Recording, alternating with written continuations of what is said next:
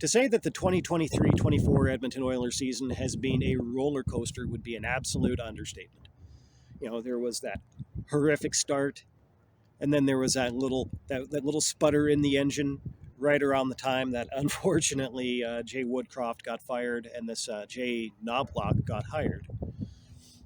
And then there was, the engine kind of sputtered again, and there were some losses, and now, the engine seems like it's running again. And make no mistake about it, right now the Edmonton Oilers are still in a situation where their appearance in the postseason this year, like just getting to the postseason, let alone winning the Stanley Cup, that is in some jeopardy. There is some doubt there.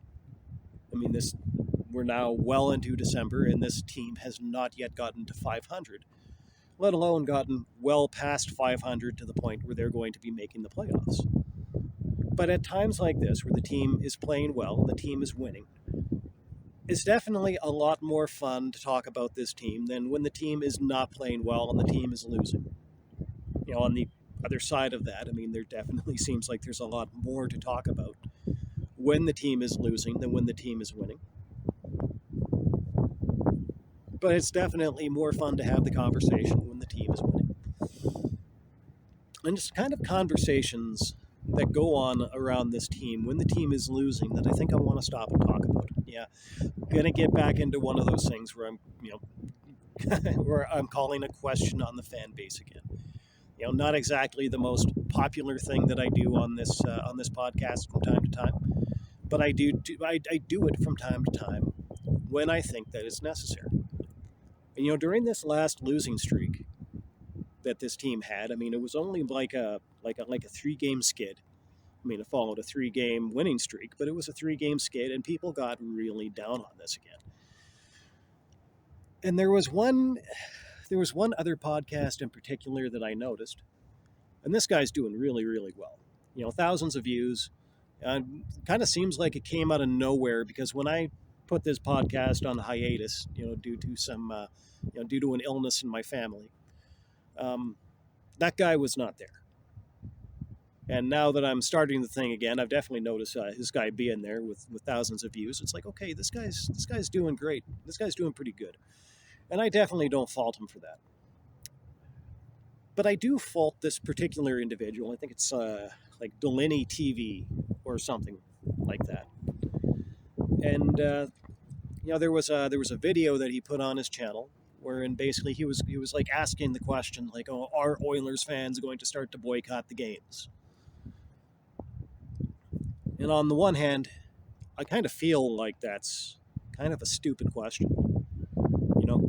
Are you as a fan going to boycott the thing that you're a fan of? Like, huh? How can you can't really be much of a fan if you're going to boycott the games. It's kind of what being a fan is about, is that you watch and enjoy the games and you cheer for the team and, you hope that they win. But you always approach it, at least you have to approach it, with the assumption in mind, with the understanding in mind that they might not win. So the team losing a few games and suddenly you're out screaming about a boycott. We're going to boycott them for losing games. Like, come on, guy, get it together. But this is sort of the question that's kind of come up in my mind, from time to time for years. Literally for years. And I think I might have even talked about this before on this podcast, but maybe never quite in as explicit terms as I'm going to right now. And that is, is this fan base just plain, is this fan base just fragile? Like, is that what we're seeing with stuff like this? Like, just the fragility of the fan base? Like, the first time that every time that you turn around and the chips are a little bit down, suddenly you're ready to pack it in? And we do talk about that with teams. We ask that question about teams all of the time. And as a matter of fact, in the early going of this particular season, there were times that I was definitely seeing some things, and I was looking at this, and I was kind of like, this team feels like they're a little bit fragile. there were portions of the games. I mean, in particular that game against Carolina. The game in Carolina. Where where the Hurricanes had just scored, I think maybe their second goal of the game, and it was it was not a great goal allowed by the goaltender. I believe that was Calvin Pickard in net for that game. We haven't seen him start one since, for reasons that I think would be pretty obvious based on that game. But the look on Connor McDavid's face was almost like it was almost like this combination of like just stunned disbelief and almost like despairing. And that was a moment where I kind of found myself asking, is Connor McDavid feeling a little bit fragile right now? I mean, it's not necessarily a permanent thing. I think that players often, they go back and forth through phases where they can be a little bit more fragile, a little bit less resilient, so to say, as at other times. And that was one time of this season where I think Connor McDavid was definitely looking a little bit fragile. But then in the two games since then, that was right around the point, in my opinion, where I thought that the fan base was starting to feel a little bit fragile. And I think that you see that, like you start to see that, in things like this suggestion that fans are going to boycott games. You see that with things like, and this has happened, during the tenure, during the McDavid era, things like the jersey tossing, fans throwing their jerseys on the ice, things like that. Just these tantrums, because they're not getting what they want, and what they really want is to see the team win, or at least to be there when the team wins. Well, I do think that this is actually a good time to keep in mind that there's probably a pretty, not insignificant portion of this fan base, who aren't really fans at all. I mean, they're just there, they're really just at these games almost as like a status symbol.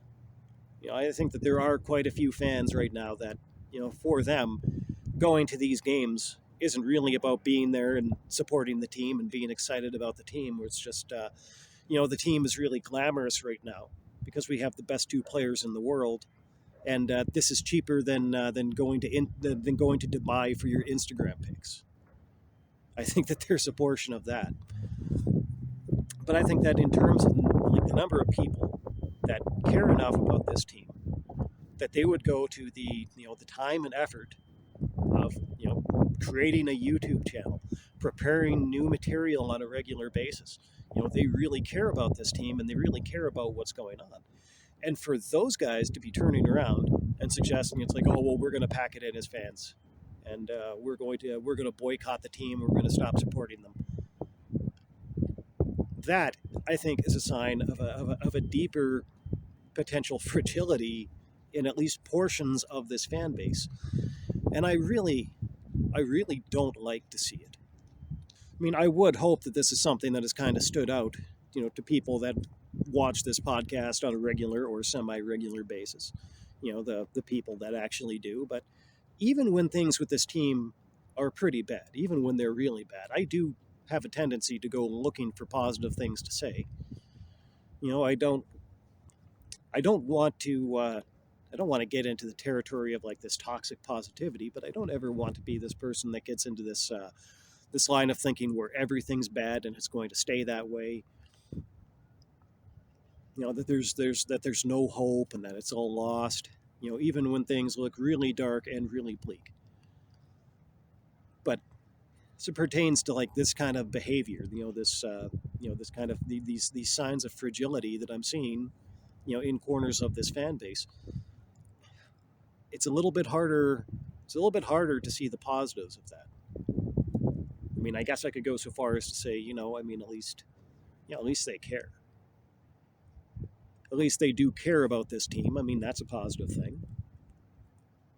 But it definitely would not hurt some of these guys, to start thinking about ways that they can express their care for this team, that are a little bit more constructive, maybe even a little bit less destructive. Like, that's not supposed to be the idea. in a fan boycott of the of Oilers games, I don't really see that leading anywhere but destruction. Especially in a franchise that has been on the brink of destruction before. Some of these guys seem like they're not really old enough to remember that there was once a time, when Peter Pocklington, how long has that guy, how long has it been before that guy even, since that guy even crossed your mind? But there was a point in the history of this team where Peter Pocklington was ready to pack it up and sell it off and pack it off to Houston or pack it off to even Oklahoma City. As wild as that sounds, yeah, Oklahoma City was once discussed as a potential, as a potential destination, for the for the presumably former Edmonton Oilers of the National Hockey League. So that is something, that is not something that can't happen. That can happen. It almost happened. So with that in mind, I can't imagine why it is that a fan of this team would dabble in that kind of just, blatantly destructive behavior. And I would hope that they can at least find the sense to stop.